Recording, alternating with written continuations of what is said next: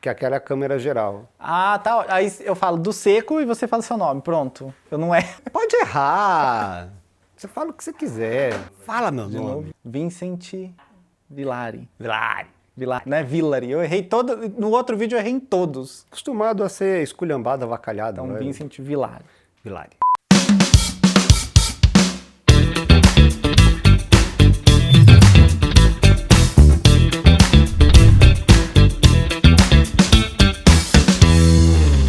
Oi, pessoal, tudo bem com vocês? Do Seco aqui com Vincent Villari. Oi? Hoje para falar de uma personagem que causa... Há 10 anos ela está causando, podemos dizer assim, né? Amora Campana de Sangue Bom. Eu particularmente amo, sou devoto de Amora. Você tinha uma concepção, acredito que um pouco diferente do que você tem hoje com as redes sociais, depois que você entrou para as redes sociais. Tô certo ou tô errado? Não, tá totalmente certo. Assim, essa conversa nossa aconteceu, tá acontecendo agora. A gente estava conversando, eu tomei um susto com a repercussão positiva. Falando um pouco sobre Sangue Bom das redes, o nosso vídeo falando sobre a trilha musical. E muitos comentários, eu adorava Amora, Bento e Amora, torci muito por Bento e Amora. Muitos, muitos, muitos. E aí eu tomei um susto porque em 2013 a Amora saiu do ar rejeitada. Eu me lembro que no dia que o último capítulo foi exibido, a equipe da internet da novela fez ali no site da Globo uma enquete com quem o Bento deve ficar. Eu até liguei pro cara da internet e falei, não põe isso no ar, porque eu sabia que ia dar ruim. E deu ali, Bento e Malu, 68%. Eu até depois que acabou Sangue Bom, eu fui assistir prestando atenção em Amor à Vida, porque tinha o Félix, que era um vilão 10 vezes pior que a Amora, mas era um vilão muito querido. Então eu queria saber onde foi que o Valcir tinha acertado que eu não tinha acertado. A Amora saiu do ar rejeitada em 2013. Ela não foi perdoada, o público não entendeu a redenção. E 10 anos depois, eu tô percebendo um feedback completamente diferente. É verdade que eu entrei para as redes sociais há coisa de alguns meses, né? Eu não sei como era a repercussão mesmo da novela e da personagem 10 anos atrás. Mas eu senti um olhar muito diferente 10 anos depois para a personagem e para a novela. E foi isso que eu achei uma coisa muito curiosa. E me levou a pensar, será que esse novo olhar, esse olhar tão diferente para a novela, diz respeito às mudanças que nós sofremos enquanto sociedade ao longo desses 10 anos? É até a pergunta que eu queria devolver para você, porque você tem visto mais novelas do que eu. Eu tenho algumas impressões, até queria saber as suas também. Vincent Villari, entrevista do Seco. Vamos inverter os papéis um pouquinho. Para saber, assim, eu tenho algumas impressões. Eu acho, assim, só pra gente contextualizar primeiro, quem era a Amora Campana em Sangue Bom? Pois é, era uma personagem personagem de Amora. Era uma personagem desconcertante. Eu fiz a lição de casa, porque eu nunca mais tinha revisto Sangue Bom. Então ontem eu fiz a lição de casa, eu peguei passei o dia inteiro assistindo capítulos aleatórios só da história da Amora, e é uma personagem muito... Eu fiquei impactado. Primeiro porque eu não me lembrava mais da força dramática das cenas. Aqui eu aplaudo Sophie Charlotte, que fez um trabalho incrível, mas a história principal da novela era uma novela das 8. Quer dizer, das 8 não, das 9. Pelo peso artístico do trabalho da Sophie, dos diálogos, da trama em si. E a Amora, ela, assim, psicologicamente falando, eu achei ela uma parente da Maria de Fátima, para ficar no universo das telenovelas. De Vale Tudo. É de Vale Tudo, porque a Amora não era má. A Amora era uma figura totalmente amoral. Eu quero essa camiseta que o Du tá vestindo. Então, para conseguir essa camiseta, eu tenho que fazer isso e isso e vou ter que passar por cima do Du. Paciência. É o que tem que ser. É esse tipo de inconsciência que cai numa certa sociopatia que a Amora tem e que faz parte da pessoa, né? Ela tem uma história traumática, ela era uma menina de rua, só tinha irmã. A irmã a abandonou, ela ficou totalmente sozinha nas ruas, foi recolhida por um lar de adoção. Desse lar de adoção, ela foi adotada por uma atriz que a usou para aparecer mediaticamente. A Amora cresceu e se tornou uma espécie de refém desse universo midiático. Então ela apresenta um programa para a TV a cabo sobre o universo dos ricos e famosos, e ela valoriza muito isso. Ela traz consigo o trauma que ela possui de infância, de viver descalça nas ruas, e ela compra sapatos de marca, todos repetidos. como se fosse a vitrine de uma loja. Então ela valoriza muito ter, até por sentido de sobrevivência. É uma marca dela, ela já tem o suficiente, mas ali dentro a carência ainda existe, o vazio, o buraco, a necessidade ainda existe. Ela não preencheu isso. Ela reencontra o Bento, que é o amor de infância dela, o amor que ela viveu ali no lar de adoção. Ela ama esse homem, mas ela não quer viver no universo dele. Ela não quer viver ali na garagem de uma casa simples, no bairro da Casa Verde. E ela arma toda uma situação para fazer com que ele receba uma herança que não é dele por direito. Para forçá-lo a ser rico e para forçá-lo a dar a vida que ela crê que merece. Então ela vai ter o amor e ela vai ter o dinheiro. Ela vai ter as duas coisas.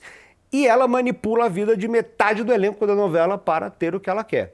O amor dela pelo Bento é sincero, mas é um amor muito calcado numa fantasia do que ela crê que o Bento deveria ser. Então todos os conflitos surgem daí. E nas mentiras, né? Muitas mentiras. É muita mentira, uma mentira atrás da outra, e sobre coisas, assim, de coisas banais, né? De se desfazer dos sapatos, até uma falsa gravidez e uma falsa perda do bebê a partir de um ataque de uma pessoa que ela não gosta, que ela quer incriminar, que ela quer ofender, que ela quer diminuir, que é o Fabinho, personagem do Humberto Carrão. Sim. Então tem um amor sincero, mas a conduta é totalmente, assim, vamos pensar, é errada, equivocada o tempo todo. Na nossa concepção do que seria certo para você conseguir o que quer, ela tá o tempo todo metendo os pés pelas mãos, se atrapalhando, fazendo coisas que a gente fica indignado, assim. Falsificando um DNA, atitudes de vilã. E com convicção, novela, assim. Ela não hesita, ela não tem hesitações morais. Todas as tramóias ela faz com muita convicção, com muita consciência. É isso que eu devo fazer. A irmã dela volta, a Simone, a Andréa Horta, trabalho lindo que ela fez. Sim. Ela volta para morrer e deixar os filhos que ela teve para a Amora cuidar dos sobrinhos pequenos. Isso seria a chave para a redenção da personagem. Mas engraçado, eu fiquei vendo esses últimos capítulos, apesar de ter me emocionado muito a morte da Simone, o sofrimento da Amora, eu entendo o que aconteceu em 2013. É difícil comprar esse arrependimento. Virar a chave. Ela não vai deixar difícil para a audiência, assim, né? Receber aquilo. Depois de 140 capítulos, você acreditar que ela realmente tá sendo impactada por alguma coisa nobre ali dentro ainda. Porque enquanto a Adelaide e eu escrevíamos, a gente estava muito aberto para a gente mesmo tentar entender até que ponto essa redenção é sincera e até que ponto não rola ali também uma certa manipulação para fazer com que o Bento volte para ela. Uhum. Tanto que ontem, assistindo a novela, eu tive um insight que eu nunca tinha me dado conta.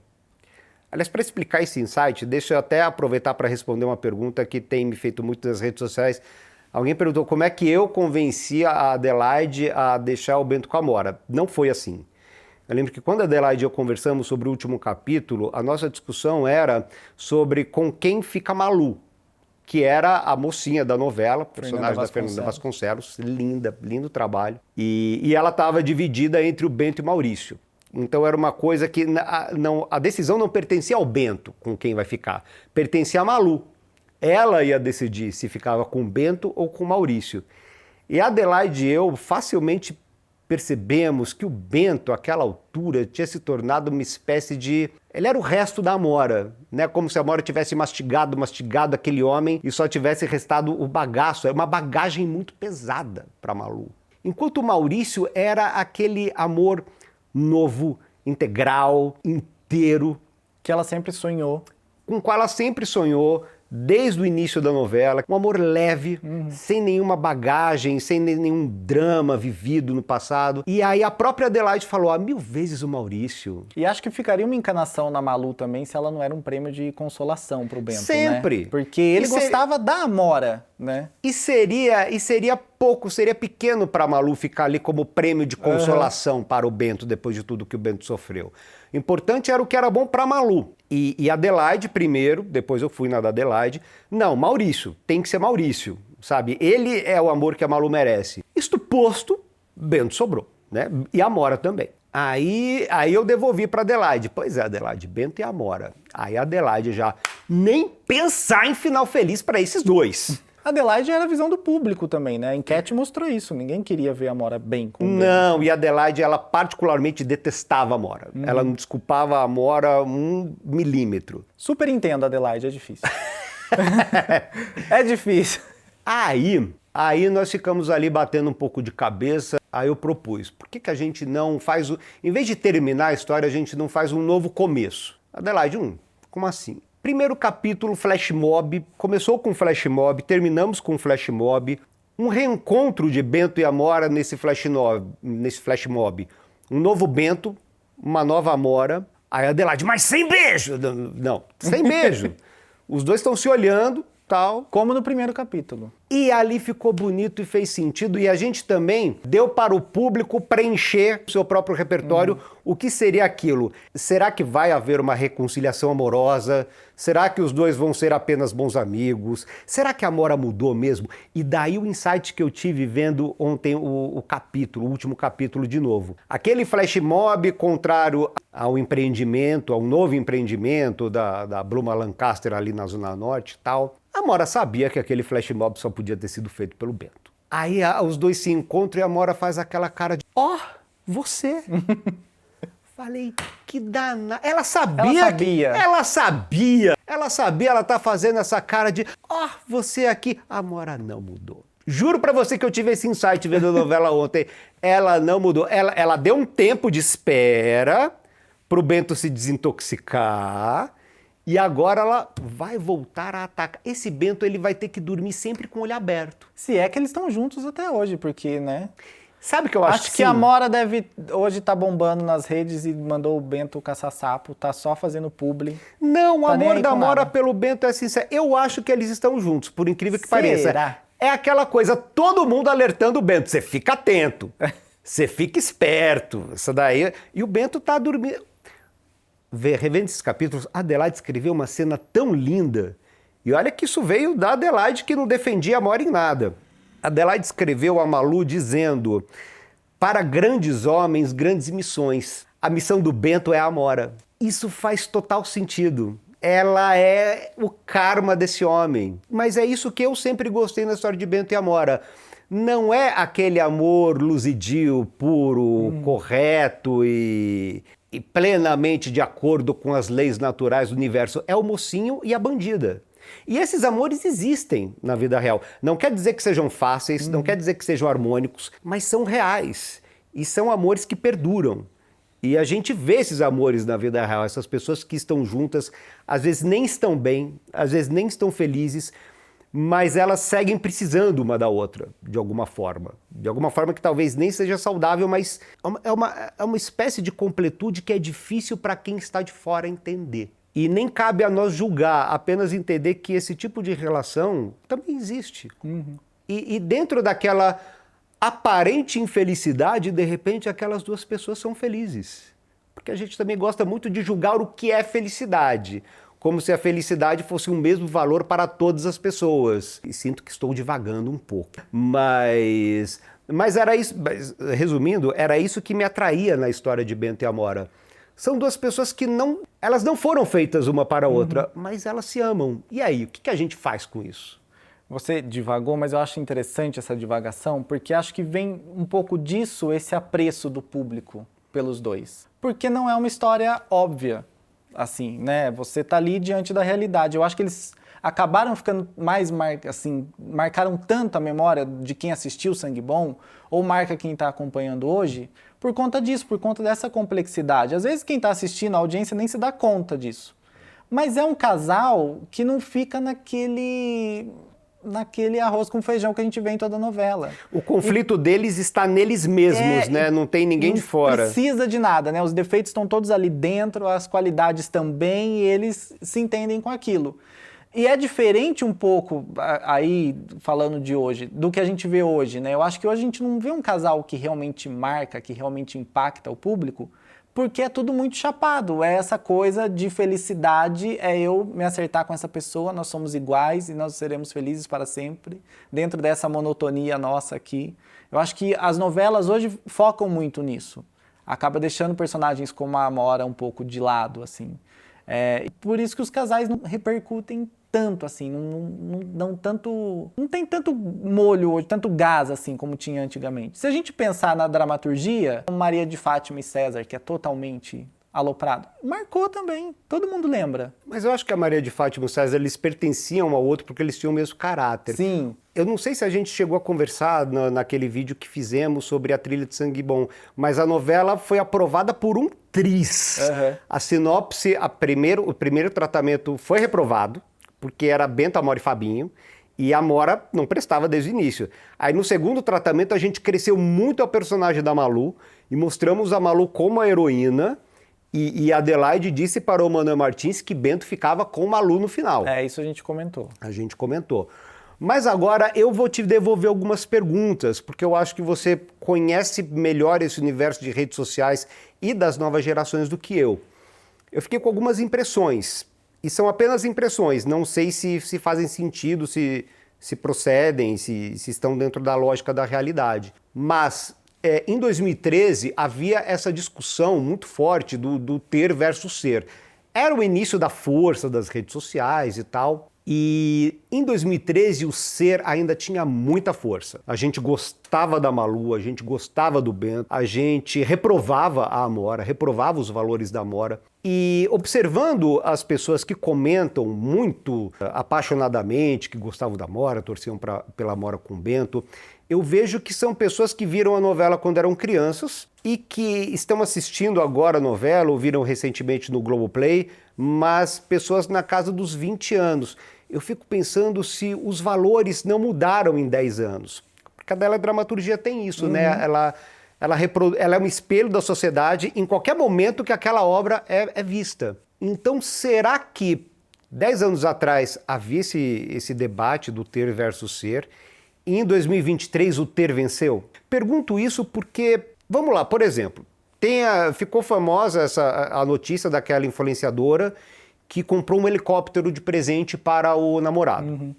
Eu não a conhecia, e aí eu fui conhecer o trabalho dela nas redes, e é um trabalho até parecido com o que a Amora fazia, que é um trabalho de valorização do ter. Não estou de modo algum depreciando o trabalho da influenciadora, não, mas é nisso que consiste o trabalho dela.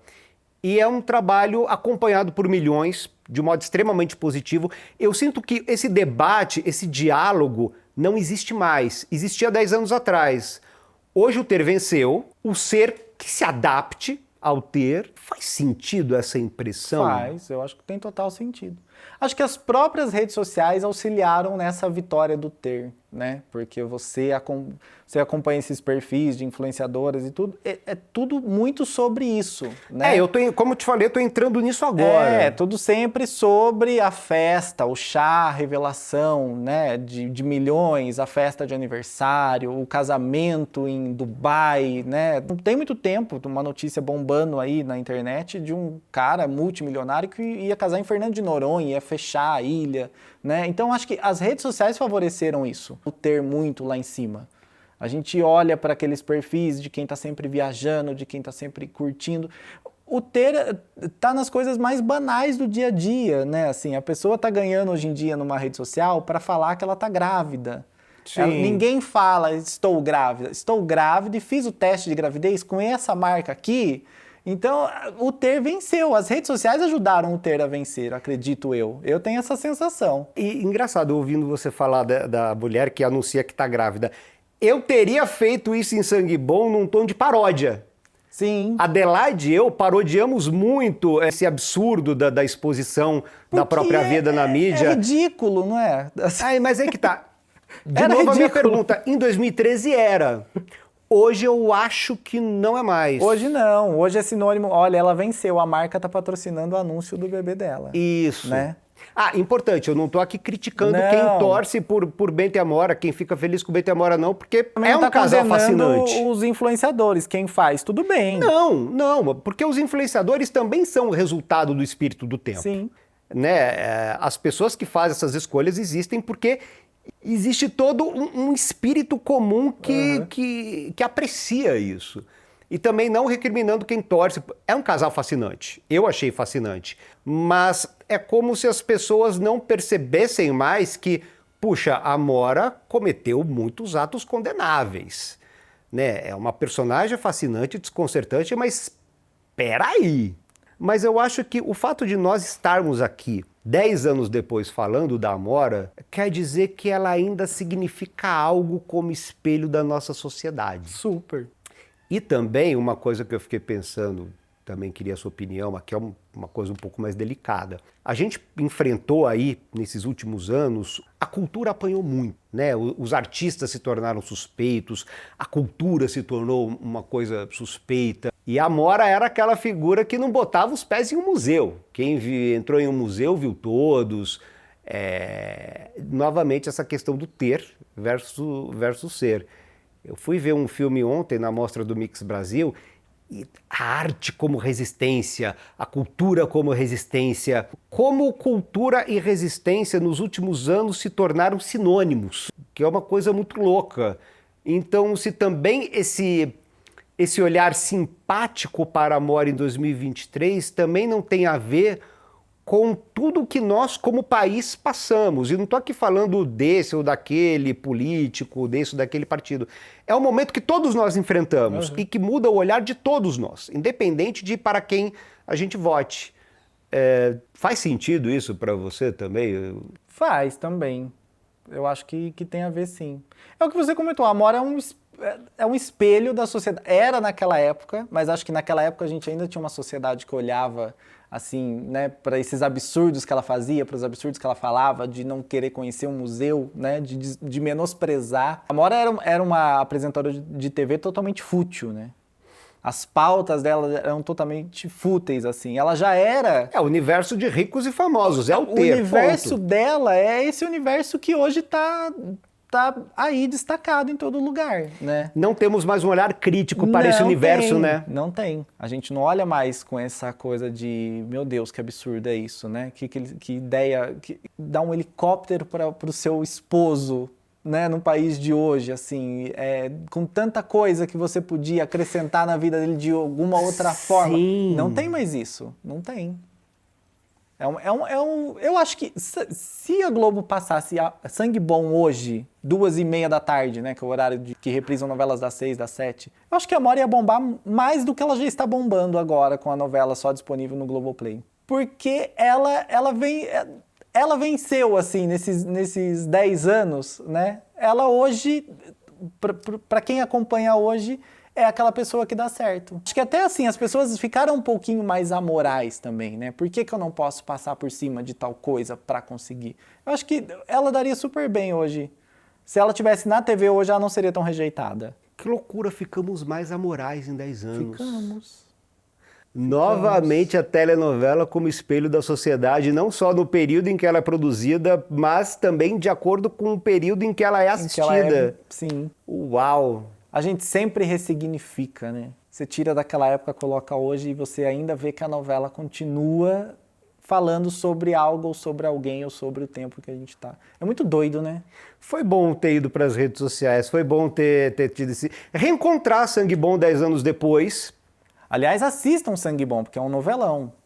Olha, gente, não é porque a Adelaide e eu fizemos, não, mas eu vi aí ontem, porque eu nunca mais tinha visto a novela. Vale a pena, gente, pra ver o trabalho dos atores. Isso que você comentou... Não é à toa que a Sophie virou aí uma estrela internacional, né? Isso que você comentou de uma novela das 9, eu achei muito interessante assistindo ontem, porque você comentou que você estava acompanhando, e eu fui acompanhar também. Até a produção me parece diferente, assim, sabe? Tem uma cara de novela das 9. É estranho isso. Tem o humor, claro, né? Tem ali as cenas o humor característico da 7. Muito bem feito, muito bem feito. Vi Damares e tudo mais. Mas tem aquele drama, a história do Bento com o Wilson, que é o pai que ele não conhece, que ele renega, a avó que afastou ele, que é a personagem da Iona Magalhães, a Glória... É uma novela das 9. Eu acho que daria super certo. Se tivesse sido aprovada para as 9, também teria funcionado muito. E quando nós começamos a escrever, acho que nem Adelaide e eu tínhamos noção da carga dramática que sairia Desse folhetinzão. Porque Tititi é uma novela das 7, com todo o romance, com todo o drama, mas ela é essencialmente uma novela das 7. É um romance de novela das 7, inclusive, né? É uma coisa mais amena. Sangue Bom, não. Sangue Bom não era uma novela das 7. Mas, não, cenas que duravam 5 minutos. A cena do rompimento do Babaioff com a Regiane tinha 8 minutos. E um diálogo caudaloso, a maravilha do trabalho dos dois atores. Foi uma loucura ter feito uma coisa daquelas às 7 horas. Hoje, inclusive, eu entendo que tenha dado 25 pontos, porque te deu 30, então Sangue Bom saiu do ar como, não foi um fracasso, mas foi um meio sucesso. Mas eu entendo, você não coloca coisas assim às 7 horas da noite. Mas foi interessante rever, foi muito interessante. Eu acho que tem que colocar porque a gente tem que dar para o público aquilo que às vezes ele não espera ali. Essa semana, assim, né, as reprises e a forma como a gente vai ressignificando as novelas de novo, né? Mulheres Apaixonadas teve uma cena essa semana, que é uma discussão da Helena com o Theo, Cristiane Torlone e Tony Ramos, em que são 18 minutos de discussão, uma coisa assim. E passou na íntegra? Eu não vi se passou na íntegra, mas eu vi, a hora que eu liguei já estava rolando, então eu não sei quanto que foi, o quanto que eu perdi. Isso é maravilhoso! Mas aí a gente vê a internet, o Twitter, o Instagram, o pessoal que está nas redes sociais, né, comentando a falta que sente disso numa novela de hoje. Teve um seguidor que comentou, hoje em dia é tudo, parece recorte para caber no TikTok, as cenas têm 1 minuto e meio. Sim. Então você não discute a relação como o Bento e a Amora, como o Érico e a Renata, em 1 minuto e meio, né? Não tem como. Então, assim, acho que é interessante, às vezes, você surpreender o público com isso também, né? Você deixar ele ali dentro daquela história, 10 minutos ali envolvido com aquilo. Eu acho que o que é interessante fica. Sangue Bom não teve uma grande audiência, mas ela gera muito debate, muita discussão até hoje, é o que eu tenho percebido nas redes. As pessoas falam mais de Sangue Bom do que de Tititi, até, que foi um grande sucesso, que foi uma novela, eu adorei ter feito, adorei o resultado final, mas Sangue Bom acho que gera mais discussões. Outra coisa curiosa, muita gente falando bem de A Lei do Amor, né? Que A Lei do Amor também saiu do ar muito maltratada pelas redes sociais, pelos colunistas, críticos de TV. Quando eu disse que não queria falar sobre A Lei do Amor é porque eu sinceramente pensava que ninguém teria interesse. Mas hoje, pensando bem, aqueles 27 pontos foram de pessoas que estavam vendo e estavam gostando. Então, já estou preparado para falar de A Lei do Amor. Enfim, vamos falar de A Lei do Amor. Quem ficou esperando com Tititi, depois do vídeo da trilha de Tititi de Sangue Bom, o pessoal esperou. Então agora tem A Lei do Amor. Vamos lá, gente. Vamos falar. Próximo vídeo, falar de A Lei do Amor. Enquanto vocês esperam o vídeo de A Lei do Amor, acompanhe a gente nas redes sociais do Seco e no site doseco.com.br. Vincent.Villari. Eu tô no Instagram e no YouTube, canal Vincent TV, analisando trilhas sonoras de todas as novelas das décadas de 70, 80 e 90. Corre lá. É isso aí, pessoal. Falou, gente. Obrigado. Até mais.